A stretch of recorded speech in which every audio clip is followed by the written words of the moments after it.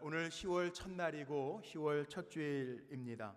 10월 한 달 살아가시는 동안에도 하나님께서 허락하시는 평안과 은혜와 신령한 복이 우리 사랑하는 성도님들 삶 속에, 가정 속에 넘치시기를 주님의 이름으로 축복합니다. 주님을 닮게 하소서 말씀 계속 나누고 있는데, 오늘 마지막으로 주님의 사랑을 닮게 하소서라는 제목으로 말씀을 전합니다. 고린도전서 13장을 우리가 사랑장이라고 이야기하는데, 고린도전서 13장 13절 말씀을 보면 우리가 잘 아는 말씀, 익히 외운 말씀인데 우리 같이 한번 좀 읽어볼까요? 그런즉 믿음, 소망, 사랑, 이 세 가지는 항상 있을 것인데 그 중에 제일은 사랑이라. 우리가 하나님의 백성으로 살아가면서 우리 안에 있어야 될 것, 믿음, 소망, 사랑, 이 세 가지는 항상 있을 것인데 그 중에 제일은 사랑이라.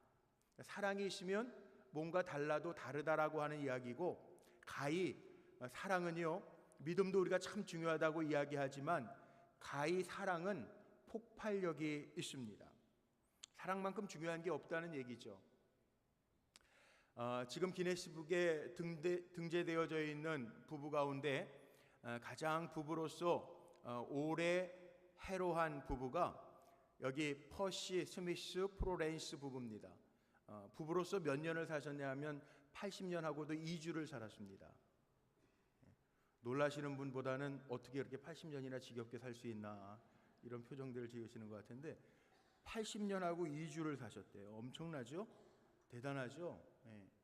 서양 사람들이 이렇게 오랜 기간 부부로 살기 쉽지 않은데, 우리는 일평생 80 살기도 참 쉽지 않은데 부부로서 80년하고도 2주를 지나다가 남편 퍼시 스미스가 먼저 천국에 갔대요. 그런데 천국 가시기 전에 80주년에 기자들이 찾아와서, 아니 어떻게 이렇게 80년 동안 사랑하면서 해로할 수 있었습니까? 그 비결이 무엇입니까? 물어봤더니 이렇게 대답을 했답니다. 남편 스미스는 뭐라고 대답을 얘기했냐면, 나는 항상 여보 당신을 사랑해요, 이 말을 늘 했대요. 아내 프로렌스는 뭐라고 늘 고백했냐 하면 여보 미안해요, 그렇게 말했다는 거예요. 서로 늘 배려하고 사랑하면서 살았고, 80년 사는 동안에 왜 다툼이 없었겠어요? 다툼도 있고 생각의 차이도 있었고 화가 날 때도 있었지만 절대로 화를 품고 하루를 넘기지 않았다라고 하는 고백을 합니다.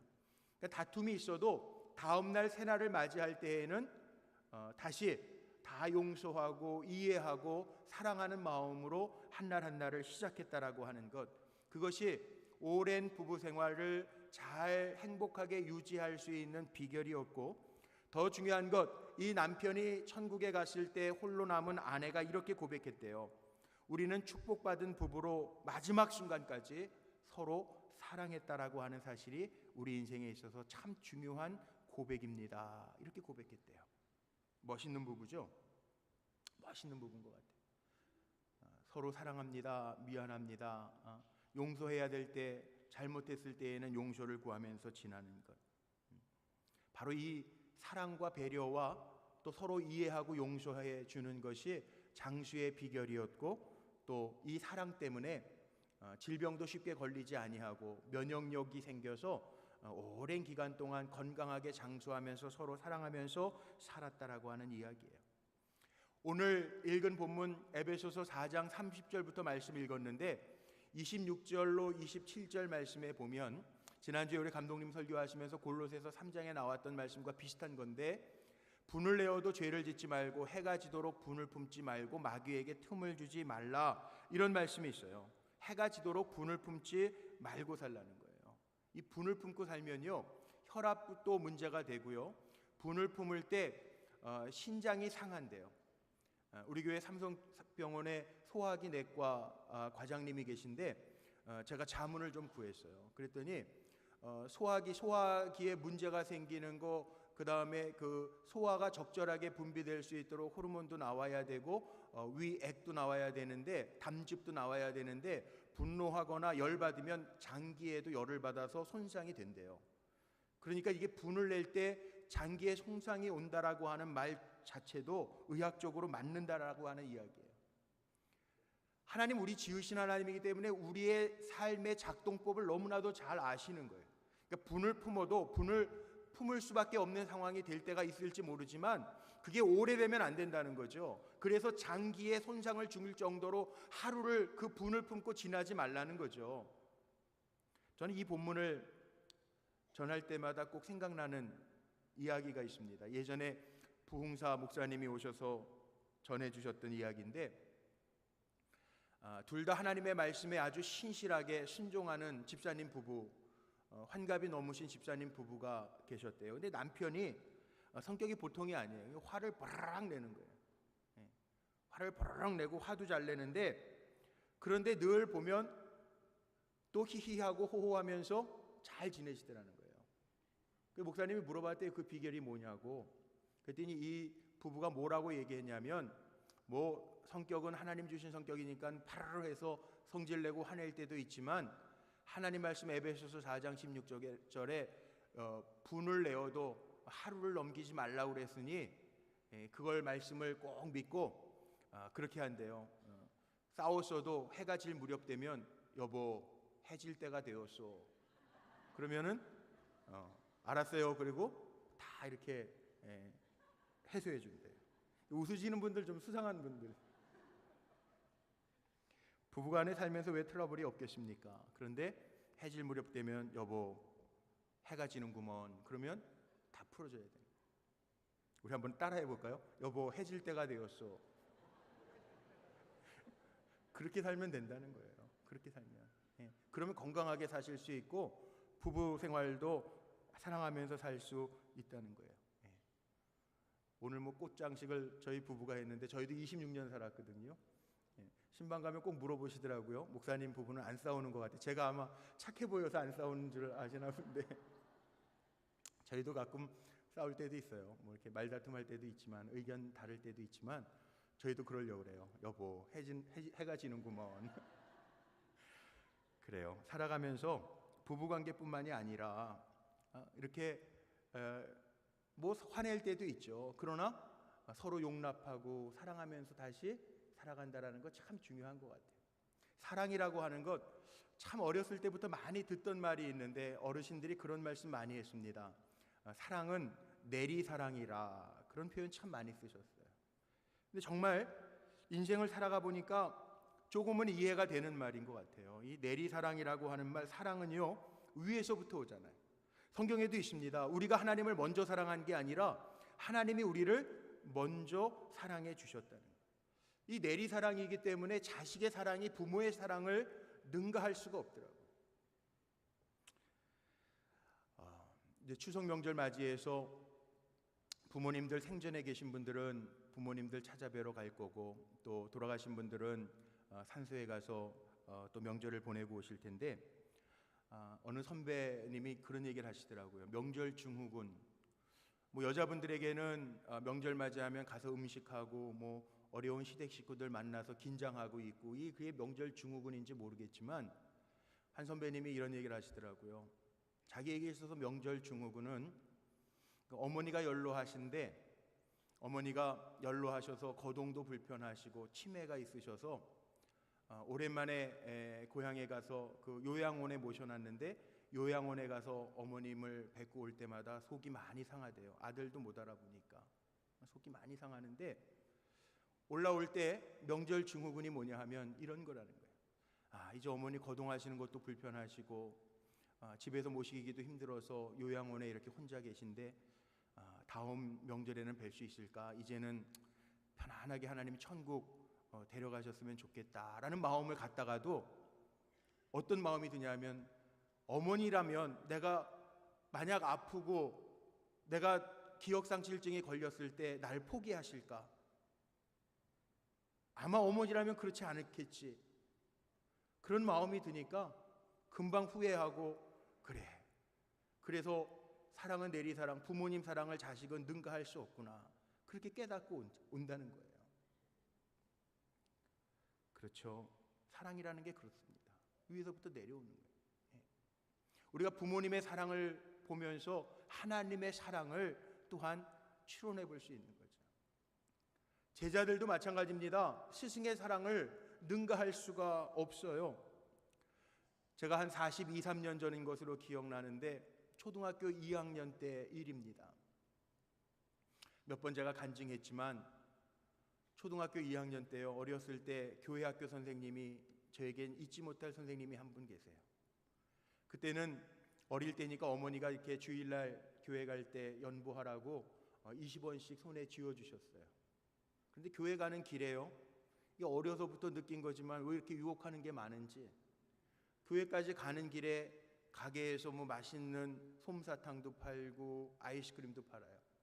근데 먹는 거는 그래도 어떻게 잘 이길 수 있겠는데, 초등학교 2학년 때 어떤 전자오락이 나왔냐 하면, 지금하고는 비교할 수 없는 거지만 그 문방구 앞에 조그만 박스 안에 자동차가 하나 있는데 아날로그 시계예요. 길이 움직이고 차는 핸들 꺾으면 차만 왔다 갔다 하는 전자오락이 나왔어요. 근데 하나님 앞에 드려야 될 헌금인데 그만 그 유혹에 못 넘어가 가지고 초등학교 2학년 때요, 헌금통에 넣어야 할 연보를 그 오락기 기계 안에다가 제가 10원을 넣었어요. 그래도 목사 될 놈이라고 양심은 있어가지고 20원 다 넣지는 않고 10원만 그렇게 보냈어요. 그런데 그때 분반 공부할 때 선생님들이 왔나 안 왔나 출석부에다 이렇게 사선을 긋고 헌금하면 헌금 액수를 이렇게 쓰시잖아요. 근데 늘 20원씩, 주일도 빠지지 않고 20원씩 하던 녀석이, 이게 만약 깜빡 잊고 안 가져왔어요 그러면 0 그러면 되는데 10원만 했단 말이에요. 아마 눈치가 굉장히 빠르셨던, 지금도 제가 이름도 안 잊어버려요, 김명숙 선생님, 올드미스 털보 선생님이셨거든요. 근데 그 선생님이요, 야단을 치신 게 아니라 예배 마치고 저하고 더불어서 집까지 데려다 주시는, 한 15분 거리가 떨어져 있는 거리인데 집까지 데려다 주시면서, 겨울철이었어요, 군고구마 하나 사주시고 야구르트를 하나 사주시고 제 손에 쥐어주시고 15분 동안 집까지 걸어가는 동안에 저에게 정말 교훈되는 이야기, 하나님의 것, 정직한 것, 이거에 대한 교훈을 알려주셨어요. 사실 어떻게 보면 저희 어머니랑도 아시니까 전화해가지고 오늘 성훈이가 10원밖에 헌금 안 했는데 10원 주셨어요. 그럼 게임 끝이에요. 집에 가서 몇 대 얻어맞고 정신 바짝 차리고 살 거예요. 그런데 그 선생님 그렇게 안 하시고 사랑으로 저를 끝까지 타일러 주시면서 15분 동안 함께 집에까지 데려다 주시면서 가르쳐 주셨던 그 교훈이 제가 지금 40여 년이 지났는데도 제 마음속에 살아있고, 그래서 그 간증을 제가 많이 하잖아요. 그렇습니다. 이게 사랑의 방법을 통한 하나님의 역사가 있고 사랑을 통한 교훈과 깨달음이 있다는 거예요. 우리 살아가면서 이 세상에서 살다 보면 사랑하고 싶어도 사랑할 수 없을 때가 곧 옵니다. 우리 인생이 긴 것 같아도요, 우린 시한부 인생을 다 사는 거예요. 상담학을 전공하신 어느 목사님이 우리가 살아가는 시간을 기록을 해놨는데, 어렸을 때 철없이 살던 시간 빼고 나이가 들어서 연약하게 사는 시간 빼면 우리 인생 정말 내 정신을 가지고 사랑하면서 살 수 있는 시간은 딱 50년밖에 안 된대요. 50년이라고 한 시간이 긴 시간 같지만 개월수로 생각하면 600개월이에요. 600개월. 금년도 2017년도 어느새 눈 깜짝하니까 9달이 가고 벌써 오늘 10월 1일이에요. 금방 간다는 거예요. 요즘 새벽마다 시편을 말씀을 나누면서 은혜를 같이 하고 있는데, 모세가 쓴 시 가운데 유일하게 시편 150편 가운데 들어있는 시가 시편 90편에 있는 말씀입니다. 거기에 보면 모세가 이렇게 고백을 합니다. 우리의 인생이 얼마나 짧으냐 하면 주의 목전에는 천년이 지나간 어제 같으며 밤의 한순간 같을 뿐이니이다. 또 10절 말씀에 보면 우리의 연수가 70이고 강건하면 80이라도 그 연수의 자랑은 수고와 슬픔뿐이요 신속하게 가니 우리가 날아가나이다. 그렇게 고백했어요. 인생 너무 짧아요. 사랑하면서 살기도 너무 짧아요. 세네카라고 하는 철학자가요, 정말 이런 질문을 가졌습니다. 왜 우리의 인생이 짧은가에 대해서 연구하고 책을 썼는데 결론은 이겁니다. 시간이 충분치 않아서 우리의 인생이 짧은 게 아니라 우리의 인생이 허탄한데 낭비되어지고 무관심 속에서 살아가고 있기 때문에 그 흘러가는 시간이 너무나도 빠르다는 거예요. 쉽게 예를 들게요. 등산해 보셨습니까? 저도 가끔 제 아내하고 이 뒷동산 다니는데요. 이 아는 산 갈 때에는 어느 정도 올라가면 마당 바위가 있구나 다 알아요. 그러는데 모르는 산 갈 때, 제 경험에 모르는 산 올라갈 때요, 너무 힘들어서 올라가다가 사람들 내려오는 분들에게 묻죠. 정상 얼만큼 가야 정상입니까? 물어봐요. 그럼 내려오는 분들 뭐라고 대답하는지 아세요? 아이고 이제 다 왔어요. 조금만 올라가면 정상이에요. 그 말 듣고 올라가 보는데 웬걸 정상이 그렇게 금방 보이던가요? 그런데 정상 올라가 보면요, 정상이 좋다고 전망이 좋다고 거기에 사는 사람 없더라고요. 금방 또 내려와야 돼요. 근데 인생이 꼭 우리가 그렇게 사는 것 같아요. 어떤 목적을 세워놓고 그 목적을 이루기 위해서 정신없이 살아요. 높은 자리에 올라가요. 경제적으로 어떤 성취를 이루어요. 근데 거기에 그치는 것이 아니라 이제 내려와야 된다고요. 인생이 다 그렇더라고요. 그런데 우리는 목적을 세워놓고 그 올라가는 거에 너무 집중한 나머지 주변을 너무 생각하지 아니하고 살펴보지 못하고 흘러가는 인생들이 얼마나 많은지 몰라요. 우리가 시한부 인생이라고 하는 것을 깨닫지 못하고 살 때가 얼마나 많은지 몰라요. 아버지 학교에서 읽는 편지가 있습니다. 좀 오래전에 나온 책이지만 우리나라에서 그 체육부 장관도 하셨는데 암으로 세상을 떠나셨던 이용호 씨가 지은 책이 있는데요. 자녀들에게 편지 형식으로 묶어놓은 책이에요. 그 책 이름이 인생은 여행 연습이 없는 마라톤이야 라는 제목의 책인데요. 여기에 보면 아버지가 자녀들에게 편지를 쓰는데 뭐라고 편지를 썼냐면 인생이 너무 짧다는 거예요. 사랑하면서 지나기에도 너무 시간이 짧다는 거예요. 미워하거나 속이거나 헐뜯을 시간이 어디 있냐? 돈이냐? 권력, 어떤 명예를 추구하는 것도 결국은 인생의 낭비뿐이라 시간 아끼면서 많이 사랑하면서 살아라. 이렇게 편지를 쓴 그 편지들을 쓴 편지의 묶음이 책입니다. 그런데 우리는 여전히 남을 속이고 남의 소중한 것을 빼앗아가는 사랑의 신호등마저 꺼져버린 그런 인생을 사는 사람이 얼마나 많은지 모릅니다. 이제 말씀의 본론을 얘기할 텐데, 우리가 예수님의 사랑을 어떻게 닮아가야 되느냐, 예수님의 사랑이 도대체 어떠한 사랑이기에 우리가 닮아야 되는가, 간단하게 제가 3가지만 전하려고 그래요.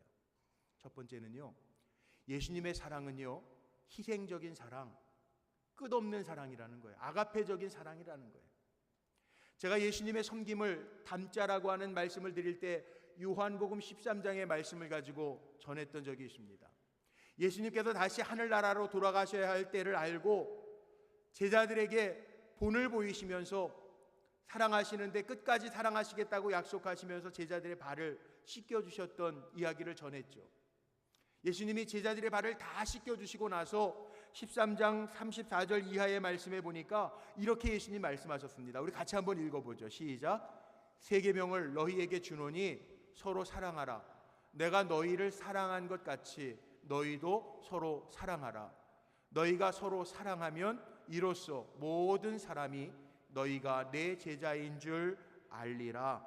아멘. 예수님이 몸소 제자들을 사랑해 주시는데 끝까지 사랑하셨고, 제자들에게 너희도 이와 같이 서로 섬겨주면서 사랑해라. 그러면 세상에 있는 많은 사람들이 너희를 보면서 나의 제자인 것을 알게 될 것이다. 그렇게 말씀하셨습니다. 이 말씀이 뜻하는 것은 지금까지 훈련받았으니 이제 그 사랑을 실천하면서 너희를 볼 때 사람들이 사랑의 사람이구나, 예수님의 제자이구나, 그렇게 알게 하라는 거예요. 복음성가 가운데 정말 마음을 따뜻하게 하는 찬양이 하나 있습니다. 당신은 사랑받기 위해 태어난 사람. 제가 잘 부를 수 있는데 시간 관계상 여기까지만 부르고. 사랑받기 위해 태어난 사람이에요, 우리가. 그래서요, 사람 참 신기한 게 있습니다. 우리 마음에는요, 누가 나 사랑해주면 기뻐요. 사람은 참 신기해요. 누구를 만났는데 그 사람이 나를 괴롭히게 하려고 하는 어떤 적대감을 가지고 있으면 늘 불안하고 긴장이 돼요.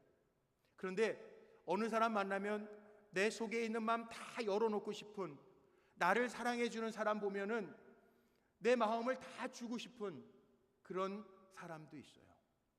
우리는요, 사랑받기 위해 태어난 사람이고, 우리는 정말 찬송대로 우리의 삶 속에 그 사랑 받고 있죠. 우리 알고 있잖아요. 지난주에 하나님의 백성 위의 것을 사모하면서 살아야 된다라고 하는 말씀을 감독님 전하셨는데, 결론을 그렇게 내리시더라고요. 골로새서 3장 12절 이하의 말씀 가지고 결론을 내리시더라고요.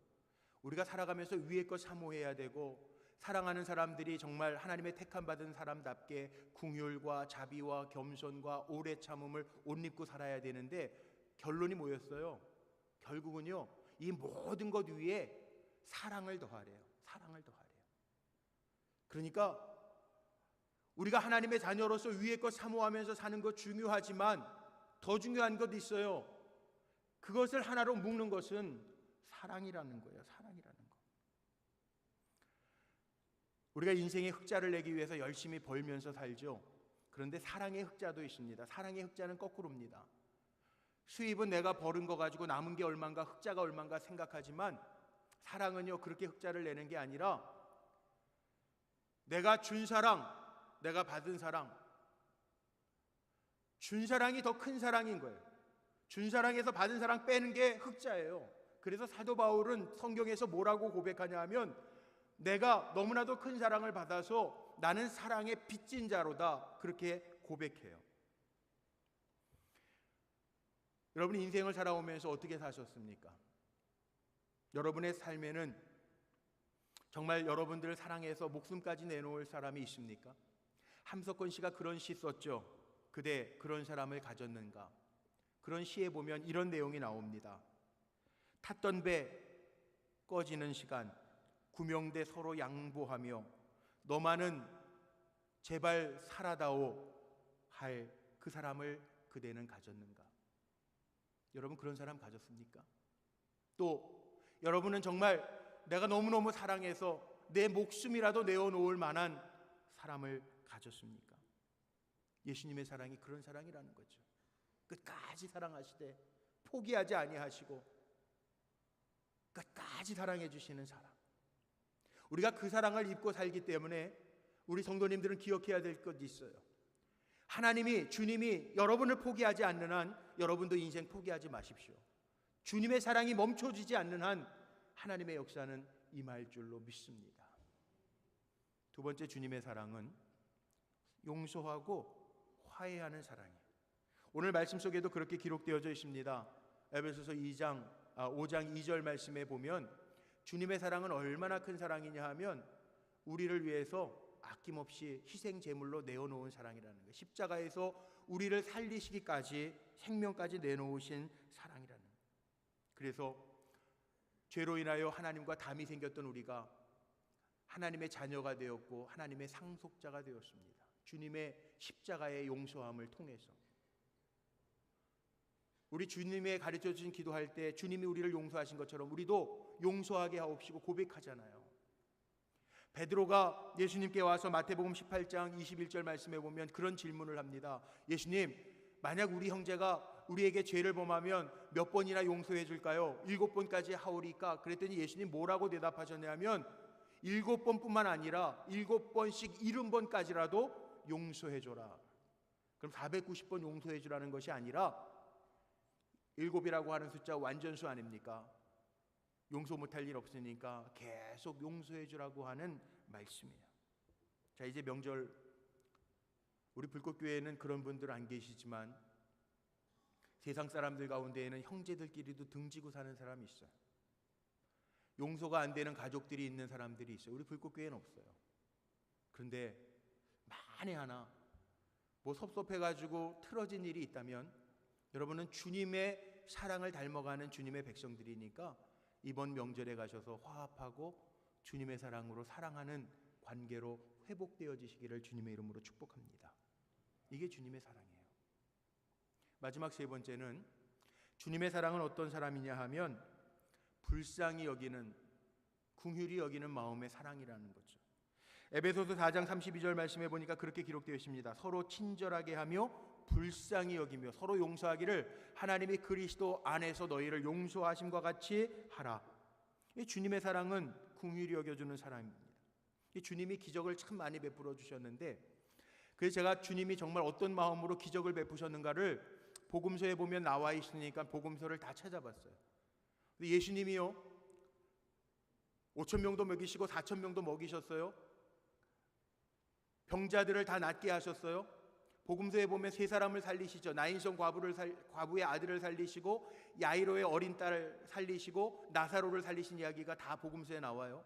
그런데 이렇게 기적을 베풀고 사람을 먹이시고 고쳐주시고 살리신 이유가 뭐냐 하면 그들을 긍휼히 여기셨다는 거예요. 불쌍히 여기셨다는 거예요. 제가 그 증거를 성경을 찾아봤는데 마가복음 6장 34절 말씀에 보면 4,000명을 먹이실 때 기적 가운데 예수께서 나오사 큰 무리를 보시고 목자 없는 양 같음을 인하여 불쌍히 여기사 이에 여러 가지로 가르치시고 그들을 먹이십니다. 그런데 제자들이요 너무 많으니까 돌려보내자고 얘기해요.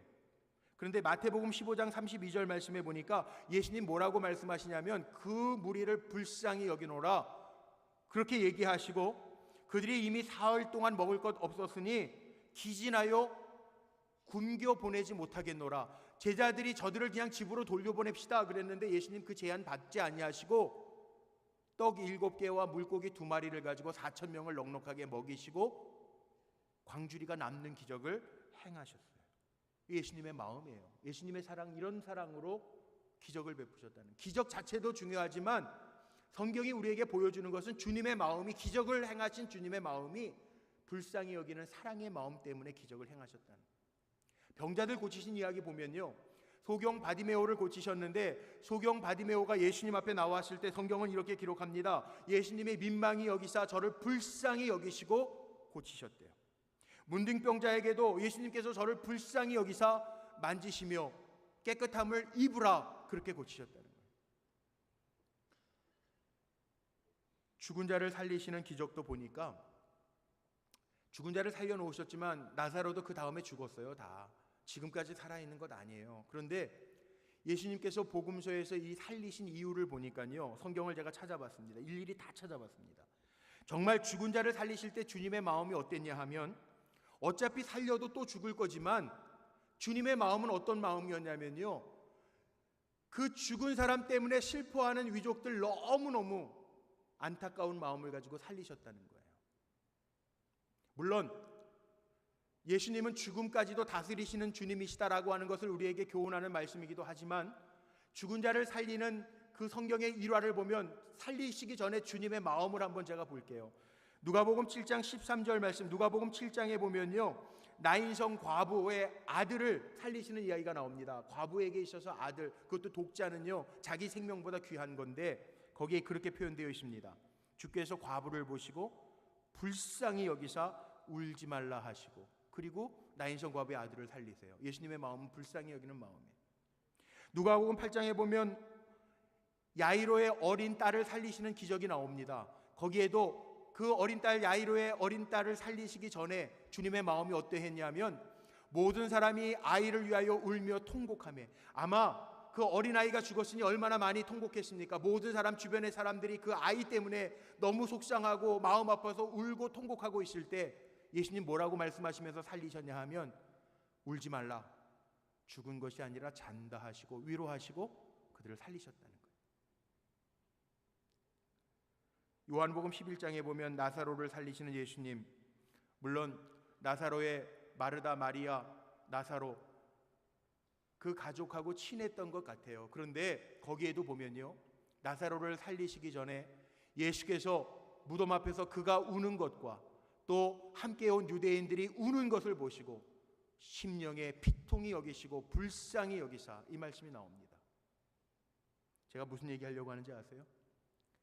죽은 자를 살리는 주님의 이적도 중요하지만 주님이 그렇게 이적을 행하시는 동기가 마음에 긍휼히 여기고 불쌍히 여기는 사랑의 마음이 있었다라는 거예요.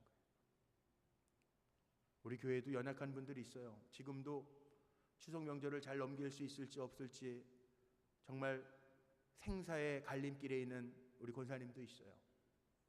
근데 우리가 어떻게 기도해야 되냐 하면 주님의 마음처럼 긍휼히 여기고 불쌍히 여기는 마음을 가지고 사랑하고 기도하라는 거예요.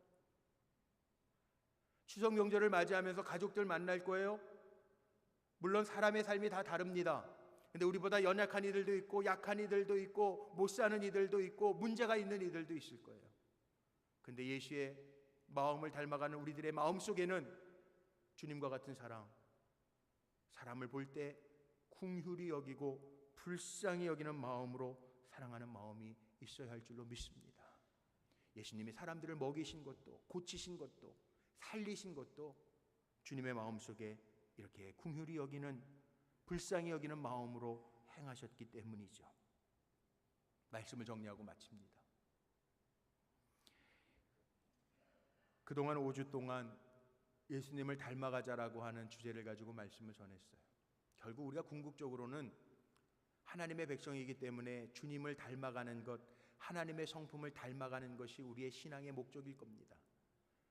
주님은 인내하셨고, 주님은 섬겨주셨고, 주님은 순종하셨고, 주님은 사랑해 주셨어요. 우리도 마찬가지입니다. 우리 에베소서 5장 1절로 2절 오늘 읽었던 말씀 우리 한번 같이 소리내서 결론 삼아 한번 읽어볼까요? 같이 한번 읽어보죠. 그러므로 사랑을 받는 자녀같이 너희는 하나님을 본받는 자가 되고 그리스도께서 너희를 사랑하신 것 같이 너희도 사랑 가운데에서 행하라. 그는 우리를 위하여 자신을 버리사 향기로운 제물과 희생 제물로 하나님께 드리셨느니라. 아멘. 우리 이렇게 살라는 거예요. 주님을 본받아 이렇게 살라는 거예요. 이렇게 사랑하면서 살라는 거예요. 결론입니다. 사랑의 가치가 얼마나 큰지 고린도전서 13장 사랑장에 처음 시작하면서 이렇게 표현하고 있어요. 사랑은요, 말 잘하는 것보다 낫고 아무리 사람의 방언, 천사의 말을 할지라도 사랑이 없으면 아무것도 아니래요. 말 잘하는 것도 천사의 말을 한다 할지라도 사랑 없으면 아무것도 아니라는 거예요. 사랑은요, 산을 옮길 만한 믿음보다도 더 크다는 거예요.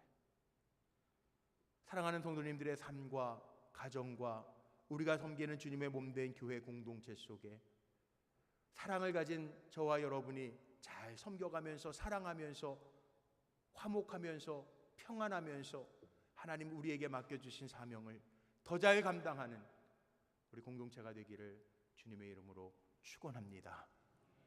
우리 한번 고백하고 말씀 마치죠. 우리는 사랑의 사신입니다. 우리 고백하겠습니다. 우리는 사랑의 사신입니다. 하나님이 보내주신, 세상에 보내주신 사랑의 사신으로 이 삶을 잘 살아가는 성도들 되시기를 주님의 이름으로 축원합니다. 기도하시겠습니다.